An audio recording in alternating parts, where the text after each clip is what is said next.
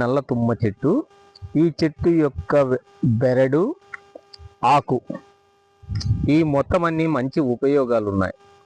ఈ చెక్కను తీసుకొని మెత్తగా పౌడరు చేసి, వస్త్రగాళితము చేసిన పౌడర్ని 1 స్పూన్ పౌడరు గోరువెచ్చని పాలలో వేసుకొని పటిక బెల్లం వేసుకొని తాగితే నరాల బలహీనత, మొత్తం ఎముకల నొప్పి మొత్తం తగ్గిపోతాయి.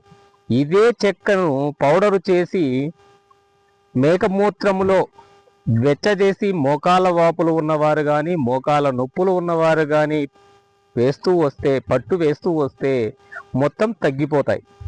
ఇదే ఆకును విపరీతమైన పడిసెము పట్టి, అంటే జలుబు, ఎప్పటికీ తగ్గని రోగాన్ని ఇది మిరియాలు కొద్దిగా వేసుకొని కుంకుడు గిన్నెంత గుళికలు చేసి గోరువెచ్చని నీటితో మృంగుతూ వచ్చిన ఎల్లప్పటికీ జలుబు లేకుండా పోవును. ఇది అమృతతుల్యమైనది ఆరోగ్యానికి.